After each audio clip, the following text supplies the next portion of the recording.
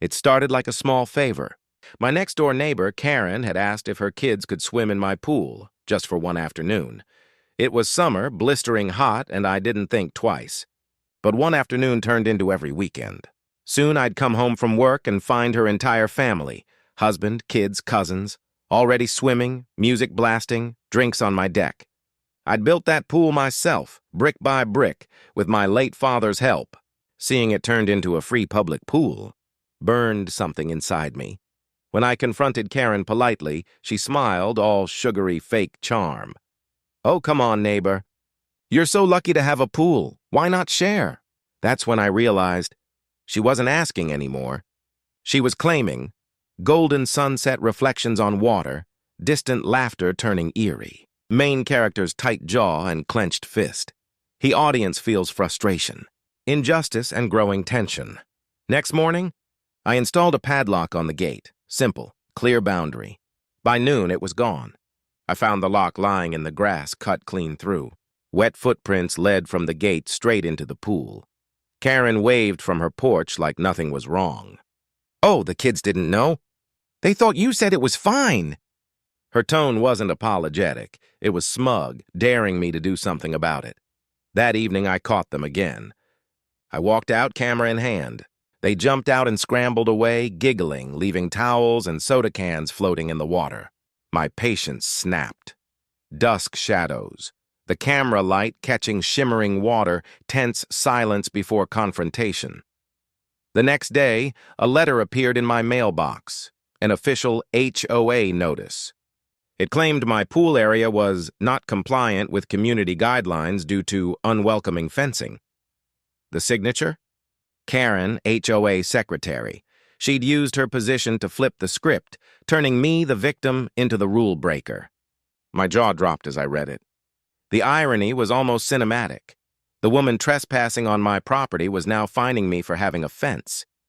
I called the HOA president, who sighed. "Between you and me, she's been stirring trouble with everyone lately. But she's technically within her rights to issue citations." That's when I realized logic wouldn't work here. I needed something smarter. Overhead drone shot of the neighborhood, HOA letter laid dramatically on the kitchen counter, slow zoom on the protagonist's determined eyes. The audience starts rooting for revenge. That night, I sat on the edge of my pool, thinking. My floodlights reflected across the still surface like glass. That's when I noticed the box of pool treatment powder. Bright blue, harmless, but stains anything it touches for days. An idea clicked. If they loved sneaking into my pool so much, I'd let them, except this time, they'd leave proof.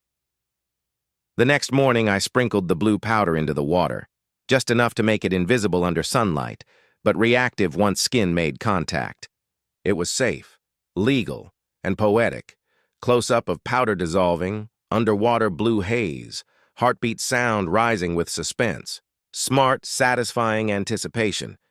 The viewer knows something big is about to happen. I left for work, pretending as if nothing had changed. By 4 p.m., my phone pinged a notification from my backyard camera. "Movement detected." I opened the feed and nearly laughed out loud. There they were again, Karen, her husband, and their kids splashing happily in the free pool. But within minutes, they started to panic. The husband shouted, "Why are my hands blue?" The kids screamed, "Mom, our skin's turning color!" Karen's face twisted from joy to horror. She realized, too late, this wasn't normal pool water, split-screen security footage. Laughter turning to chaos, the blue-stained water swirling in sunlight. I saved the video, titled it, Unauthorized Pool Party, HOA Edition. That night, I emailed it to the HOA board, attaching timestamps and the trespass footage. By morning, the video had quietly circulated among the entire neighborhood. Karen's phone must have exploded. The same people she bragged to were now sending her clips of her blue-stained family looking like Smurfs in my pool. By noon, she was knocking on my door, trembling with anger and humiliation. "You humiliated my family," I replied calmly. "No, Karen, you did." Doorway confrontation in harsh midday light. Echo of her knock, slow motion as she realizes her control is gone. Poetic justice. public exposure, and the turning point. The predator becomes the fool. By the next morning, the whole neighborhood was whispering. Karen's perfect reputation was melting faster than the blue dye on her skin. She called an emergency HOA meeting at the community hall. When I walked in, all eyes turned to me. Karen stood at the podium trying to act composed, arms crossed, chin high, but her neck still faintly blue. "This man publicly humiliated my family. This is harassment." I didn't interrupt. I waited until she was done ranting, then calmly pulled out my phone. I pressed play. The video showed her family breaking the lock, climbing over my fence, laughing, splashing. Gasps echoed around the room. The HOA president looked furious. "Karen, is this true?" Her voice cracked. It's taken out of context." But the board wasn't buying it. Bright fluorescent HOA hall lights, whispers echoing, slow pan to Karen's terrified expression as the video plays. The HOA president declared that an internal review would be held. Karen was temporarily suspended from her position. Outside the meeting, she confronted me in the parking lot. Her hands were shaking, her voice venomous. "You think you've won, huh?" "You just embarrassed my family in front of everyone." I kept my tone calm. "No, Karen. I just showed them the truth." "Don't trespass again." Her lips quivered, rage and humiliation warring on her face. She leaned close and whispered, "You'll regret this." Then she stormed off. That night, I felt a strange unease. The fight wasn't over. Not yet. Rain drizzling on the windshield, dim parking lot lights reflecting off puddles, tense silence. The next few days, little coincidences started happening. My trash bin mysteriously disappeared. My mailbox was dented. Someone poured detergent into my pool, creating a massive foam mess. It didn't take a detective to guess who was behind it, but I kept my cool. Instead of reacting, I upgraded my security system. Hidden cameras, motion sensors, and a silent alarm. 2 nights later, the motion sensor pinged again. The footage showed Karen's husband creeping near my pool with a flashlight. He was carrying a bucket, infrared night vision footage, muffled footsteps, heartbeat sound design. I called the local police, forwarding the footage. Within minutes, a patrol car arrived silently down the street. The officer approached the backyard gate, flashlight sweeping. Karen's husband froze mid-step, caught red-handed trying to dump bleach into my pool. The officer's tone was sharp. "Sir, step away from the property. You're being detained for trespassing and vandalism." Karen rushed out in pajamas, screaming, "You can't arrest him! That's our HOA pool." The cop looked at me. "Sir, you're the owner, correct?" I nodded, holding up the deed. Karen's face went pale.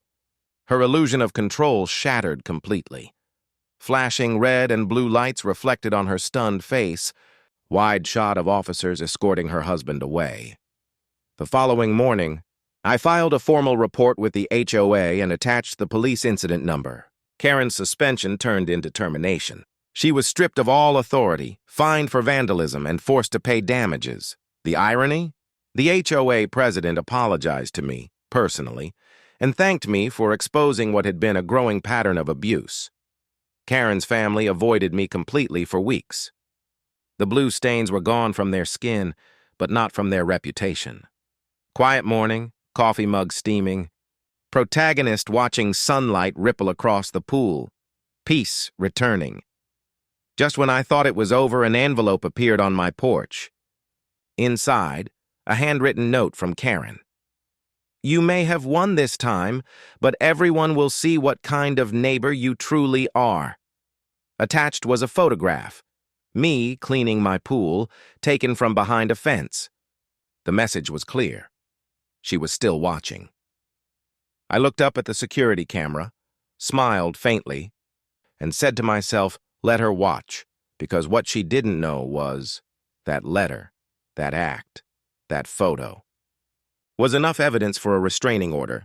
And this time, I wouldn't need powder, just paperwork, slow pan out of the protagonist holding the note, serene pool reflection, ominous wind blowing, final eerie calm. In the days following the restraining order, the neighborhood felt divided. Some whispered that I'd gone too far. Others quietly congratulated me when no one was watching.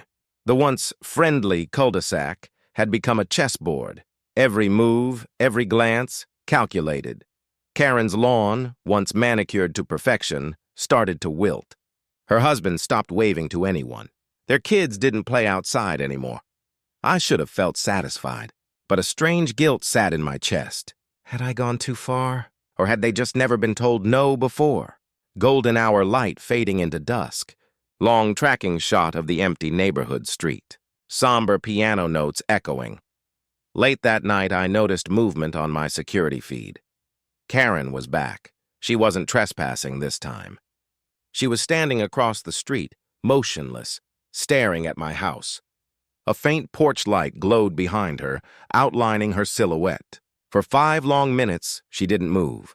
Then she stepped forward, dropped something at the curb, and walked away.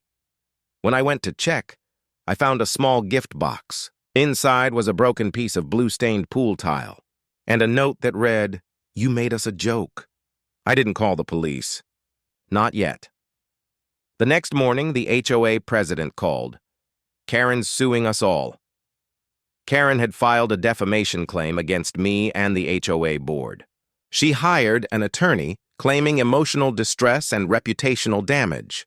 The HOA scrambled, panicked, but I wasn't. I had every timestamp, every recording, every police report. When the case hit mediation, her lawyer spoke for 20 minutes straight, painting me as a vindictive neighbor with a vendetta. Then it was my turn. I simply handed the judge a USB drive. Footage rolled on screen. Her breaking the lock, her husband with the bleach bucket, the fake HOA notices she'd printed. The courtroom fell silent. The judge leaned forward, saying, "Mrs. Hayes, are you aware of the penalties for falsifying HOA documentation?" Karen's case backfired spectacularly. The judge dismissed her claims with prejudice, meaning she couldn't file again. Worse for her, he referred the matter for fraud review, due to her falsified HOA letters. She broke down crying in front of everyone, her reputation officially shattered. After the hearing, her husband avoided eye contact as they left the courthouse. Even the HOA president muttered, "Justice finally found her." But walking out of that courtroom, I didn't feel triumph. I felt tired. Sunlight through courthouse windows, slow fade to warm tones. Protagonist walking down the steps in silence. That night, a car slowed near my driveway, then sped off. Days later, I got a knock on my door. It was Karen's husband, alone. He looked older, worn down, eyes sunken with regret. "She's leaving. We're selling the house." He sighed, hands in his pockets. She wasn't always like this. But the HOA, this pressure, these rules, it turned her bitter. "You just pushed her breaking point?" I didn't know what to say. I offered him a bottle of water. He looked around at my peaceful backyard, the pool shimmering quietly. "You handled it better than most would have," he said, before walking away. Warm sunset reflections on the pool. Slow zoom out. Background wind rustling the leaves. Closure with empathy. The antagonist becomes human again. The next morning, a moving truck appeared outside their house. For the first time in months, my mornings were quiet. No screaming kids, no HOA emails, no trespassing. Just the sound of water rippling, birds chirping, and a strange peace returning. I walked to the edge of my pool, looking at my reflection. Calm, but changed. I had defended my boundaries, but also learned the cost of confrontation. The HOA board voted to rewrite its entire rule book, clearer, stricter, but fairer. They even offered me a seat on the board. I declined. Some fences, I thought, were better left standing. Golden morning light, aerial pan of the neighborhood, slow fade to black. The sun rose slowly that morning, soft orange bleeding across the quiet cul-de-sac.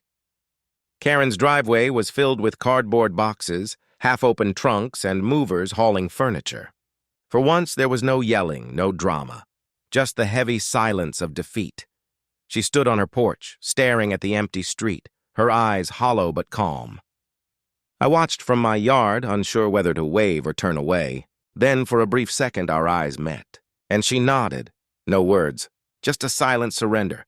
Wide aerial shot of moving trucks pulling away, melancholy music, camera lingering on her face as the truck door shuts. The downfall of the antagonist, but with dignity, not vengeance. Later that evening, I found an envelope taped to my mailbox. The envelope had my name on it. Neat handwriting, careful strokes. Inside was a handwritten letter. "You were right." I let pride turn me into something ugly. "I'm sorry. Maybe we both needed this lesson." Kay. For a long time I stood there rereading it. Somehow that small note felt heavier than all her HOA fines combined. I folded it carefully and placed it inside a drawer, not as a trophy, but as a reminder, close up on trembling hands, slow violin cue, warm sunlight pouring through curtains. Catharsis. Forgiveness without absolution. The HOA president called that night. "We'd like you to help rebuild the community charter." When I walked into the HOA meeting, the air was different. No more posturing.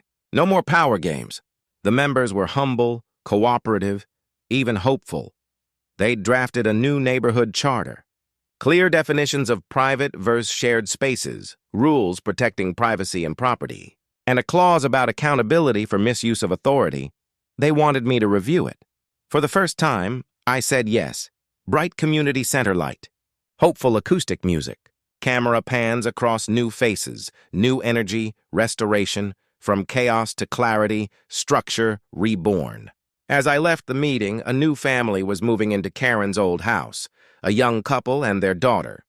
They waved from across the fence as they unpacked boxes.